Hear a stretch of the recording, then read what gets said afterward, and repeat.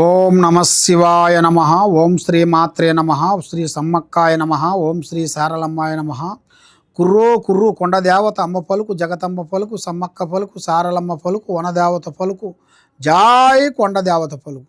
కుర్రో కుర్రు Joy కొండదేవత అమ్మవారు రాసి పలుకు. ప్రజలందరికీ నమస్కారము. సెప్టెంబర్ నెల వృషభ రాశి ఫలితాలు. మరి ఈ వృషభ రాశిలో ఉండవలసిన వాళ్ళందరికీ అదృష్ట బలము, జీవిత బలము, స్థాన బలము, యోగ బలము, నక్షత్ర బలం, వీళ్ళకి నక్షత్ర బలాలలో కూడా చాలా వరకు మార్పులు కొన్ని రాబోతున్నాయి. మరి ఎన్నో రోజుల నుంచి వీళ్ళు చేయాల్సిన కార్యక్రమాలు కొద్దిగా లేట్ అయిపోయిన దాని వలన, తర్వాత వీళ్ళకి ముఖ్యంగా భార్యాభర్తల మధ్యలో కొన్ని సమస్యలు ఎదురవుతున్నాయి. వీళ్ళు ఎంత కష్టపడ్డా కూడా చిన్న చిన్న సమస్య వలన భార్యాభర్తలకి ఒక చిన్న ఇగో ప్రాబ్లం వచ్చేసి, నేను ఈ కుటుంబాన్ని నేనే వెళ్తున్నాను, నేనే కాపాడుతున్నానని భార్య, భర్త నేనే కాపాడుతున్నాను, నేనే చూస్తున్నానని భర్త, ఈ విధంగా ఇలా కుటుంబంలో అనేది పక్కన ఉండవలసిన వాళ్ళు లేనిపోయిన మాటలు చెప్పి భార్యాభర్తలకి గొడవలు పెట్టేసి మనశ్శాంతి లేకోకుండా చేస్తుంటారు. ఆ ఒక్క చిన్న చిన్న సమస్యల వలన వీళ్ళు పెద్ద సమస్యకి ఎదురవుతారు. దానివల్ల వీళ్ళకి సంసారంలో కొంచెం ఇబ్బందికరమైన సమస్యలు ఎదురవుతున్నాయి. కాబట్టి కొన్ని జాగ్రత్తలు కొన్ని తీసుకోండి. అతి జాగ్రత్తలు మీరు పాటించుకోకుండా ఏం కాదులే అనుకొని మీరు అశ్రద్ధగా మీరు పాటించినట్టుకైతే చాలా వరకు ఇబ్బందికరమైన సమస్యలు కొంచెం ఎదురొచ్చే మార్గాలు కూడా కొన్ని కనబడుతున్నాయి. మరి ఈ వృషభ రాశిలో ఉండవలసిన వాళ్ళకి అదృష్ట బలము, యోగ బలం, స్త్రీ బలం. స్త్రీ బలం అనగా ఒక స్త్రీ నుంచి అదృష్ట జాతక చక్ర యోగం జరగబోతుంది. మరి ఎన్నో రోజుల నుంచి వీళ్ళు ఎదురు చూస్తున్న ఒక ఆశ నెరవేరే టైం దగ్గరికి వచ్చేసింది. మరి ఈ వృషభ రాశిలో ఉండవలసిన వాళ్ళు శివుణ్ణి పూజించాలి. శివుణ్ణి పూజా బలం చేసి అక్కడ మీకు దగ్గరలో ఉండాల్సిన శివుడు విగ్రహానికి దగ్గరికి వెళ్ళి, శివలింగం దగ్గరికి వెళ్ళి 9 ప్రదర్శనలు చేసి మీరు సోమవారం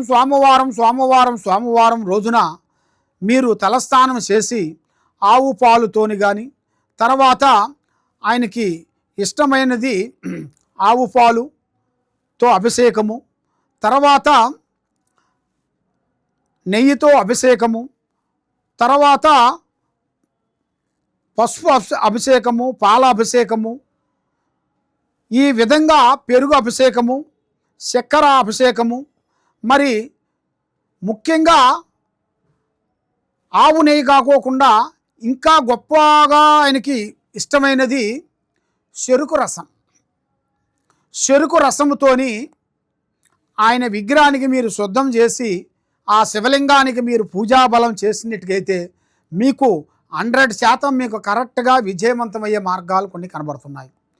మరి ఎన్నో రోజుల నుంచి మీరు ఎదురు చూస్తున్న కొన్ని అవకాశాలు, మీ తాతల ముత్తాతల నుంచి స్థిరాస్తులు కానీ, మీ అన్నదమ్ముల్లో ఉండాల్సిన కానీ, మీ నాన్నగారికి అన్నదమ్ముల్లో ఉండవలసిన వాళ్ళు ఆస్తులు, స్థిరాస్తులు కూడా కొన్ని మార్పులు దగ్గరికి వస్తున్నాయి. మరి ఈ వృషభ రాశి వాళ్ళు విద్యారంగంలో మంచి అభివృద్ధిగా పొందుతారు. కానీ ఏ విషయమైనా కూడా కొద్దిగా మొండిగా ఉంటారు. అంటే మాట అనేది వాళ్ళకి ఖచ్చితంగా మాట్లాడుతుంటారు. ఇవాళ ఉన్నది ఇవాళ లేదు అంటూ బాధపడే మనస్తత్వం కలిగిన వాళ్ళు కాదు. ఏదైనా ముఖం పొంగల మాట్లాడుతుంటారు, ఉన్నది ఉన్నట్టుగా మాట్లాడుతుంటారు. కాబట్టి ఎవరో వల్ల మనం ఇబ్బంది అవుతాం, ఎవరో వల్ల డిస్టర్బెంట్ అవుతాం అన్న ఆలోచన అనేది వీళ్ళకి ఉండదు. ఏదైనా ఓపెన్గా ఉంటారు, ఓపెన్గా మాట్లాడుతుంటారు. కానీ ఇలా మంచితనమే వీళ్ళకి నిష్ఠూరం అయిపోతుంటాయి. వీళ్ళు చేసే ఒక మంచి పనులు, మంచి కార్యక్రమాలు అది వీళ్ళకి కొంతమందికి నచ్చక మొగనుష్ఠూరం అయిపోతుంటుంది. మొగనుష్ఠూరం వల్ల వీళ్ళకి ఎంత ఏ పని చేసినా కూడా ఆ పనిలో వీళ్ళకి ముందుకు రాకోకుండా, మనశ్శాంతి లేకోకుండా, మానసిక ఒత్తిళ్ళు కొన్ని ఎక్కువగా ఉంది. దానివలన ఇలా మనస్సు, మైండు, విధానము, త్రికార శుద్ధి కరెక్ట్గా ఉండదు. 10 నిమిషాలు ఒక రకంగా ఉంటుంది, 15 నిమిషాల్లో ఇంకో రకంగా పోతుంది. దాని వలన వీళ్ళకి చాలా వరకు కొద్ది సమస్యలు కొంచెం ఏర్పడే మార్గాలు ఉన్నాయి. ఆరోగ్య సమస్య, కుటుంబ సమస్య, డబ్బు సమస్య, స్త్రీ సమస్య, ఇలాంటి సమస్యలు కొన్ని ఇబ్బందికరమైన సమస్యలు వీళ్ళకి కొంచెం ఏర్పడే మార్గాలు కూడా చాలా వరకు కనబడుతున్నాయి. కాబట్టి వీళ్ళు ఏ కార్యక్రమం చేసినా ఎక్కడ పోయినా కూడా ఆశతూసి అడిగేయండి. తొందరపాటు వల్ల ఎన్నో నష్టాలు, ఎన్నో ఇబ్బందులు, ఎన్నో ప్రాణాఘండాలు కూడా ఉన్నాయి. దానివలన మరి మీకు ఏ కార్యక్రమం చేసే ముందు మరి ఈ నెలలో, ఈ సెప్టెంబర్ నెలలో యూట్యూబ్ రంగంలో ఉండవలసిన వాళ్ళకి, వ్యవసాయంలో ఉండవలసిన వాళ్ళకి, రియల్ ఎస్టేట్లో ఉండవలసిన వాళ్ళకి, మళ్ళీ బిజినెస్లో కూడా ఉండవలసిన వాళ్ళకి, వ్యాపారం చేసే పనులందరికీ, మరి గవర్నమెంట్ డిపార్ట్మెంట్లో ఉండవలసిన వాళ్ళకి కొత్త కొత్త మార్పులు కొన్ని రాబోతున్నాయి. వీళ్ళు ఊహించని మార్పులు, వీళ్ళు ఎప్పుడూ ఊహించని కొత్త కొత్త మార్పులు వీళ్ళకి ఎదురొచ్చే మార్గాలు కూడా అతి దగ్గరలోనే కొన్ని కనబడుతున్నాయి. కాబట్టి వీళ్ళు ఏ కార్యక్రమం చేయాలనుకున్నా, ఏ పని చేస్తామనుకున్నా కూడా తొందరపాటు అనేది ఎక్కువగా ఉండకూడదు. నిదానమే ప్రధానము. ఏ కార్యక్రమం చేసినా, ఏ పని చేసినా కూడా పెద్దవాళ్ళ ఆశీర్వాదం చాలా ఇంపార్టెంట్. అమ్మా నాన్న ఆశీర్వాదం చాలా తీసుకోవాలి. ఆ పెద్దవాళ్ళ ఆశీర్వాదం లేకోకుండా మీరు సొంత నిర్ణయాలు తీసుకోవద్దండి.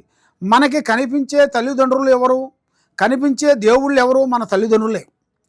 కాబట్టి ఆ తల్లిదండ్రుల గురించి మీరు శ్రద్ధ తీసుకొని వాళ్ళకి సేవ చేసుకుంటూ, వాళ్ళ చెప్పిన ప్రకారంగా కొన్ని విధానాలుగా కొన్ని పనులు చేసుకుంటూ, వాళ్ళని మానసికంగా ఇబ్బంది పెట్టకోకుండా వాళ్ళ ఆరోగ్యాన్ని మీరు కాపాడుకుంటూ వచ్చి వాళ్ళ యోగక్షేమాలను మీరు చూసుకున్నట్టుగైతే ఆ భగవంతుడు కటాక్షం వలన మీకు అష్టౌశ్వర్యాలు, భాగ్యభోగాలు, మనశ్శాంతి ప్రాప్తి కలుగుతాయి.